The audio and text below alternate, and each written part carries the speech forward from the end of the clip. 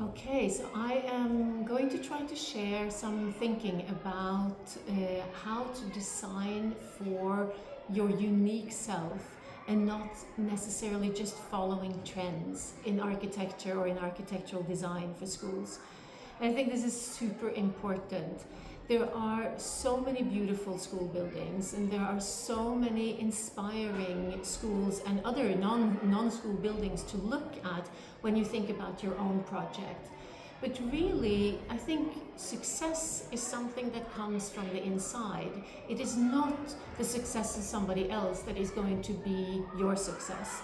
So really, if you have something unique, that has to be reflected in the design. And if you only follow trends, or if you work with an architectural firm or a design team that has a certain style that has worked really well somewhere else, it doesn't necessarily mean that this is going to work super well in your context. So knowing yourself and designing from inside out, I think that is really an important feature of being successful with your own design or your own redesign. I can just imagine some things that could go wrong if you followed just what is kind of trendy in educational design. There was say for example that you have looked at schools where they have these phenomenal design spaces, but if design is not part of your program, well, design spaces will not necessarily enhance your building project. I would rather think about the unique features of who you are, what you want the learning experience to be like in your school, and to think about the mobility in the school, the human interactions in your school, the relationships you want to create. I would also consider safety, a massively important feature for all schools and educational leaders, of course, because we have a huge responsibility. Safety in design is very important.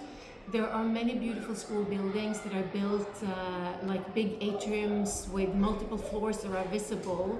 But if your architect has little experience building for a vulnerable population like young students, they might not think about some of the elements that we would think about. That having these open balconies, for example, overlooking an atrium, yes, it is beautiful. Yes, it gives lots of light, and it gives lots of kind of free mobility in the school, but they're also potentially a huge safety hazard.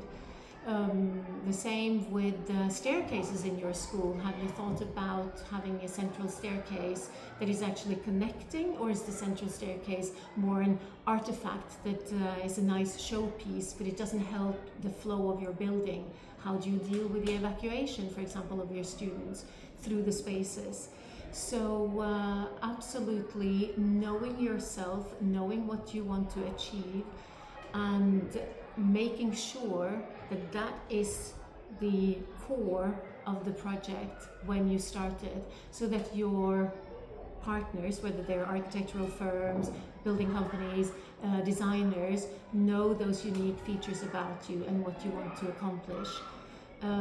Think about also universal design, something that is going to be appealing beyond the trend, something that is not necessarily following a trendy color scheme, but think about the different learners that you have, and maybe take even a universal design approach to the materials, to the colors, to the structures that you choose in your design project.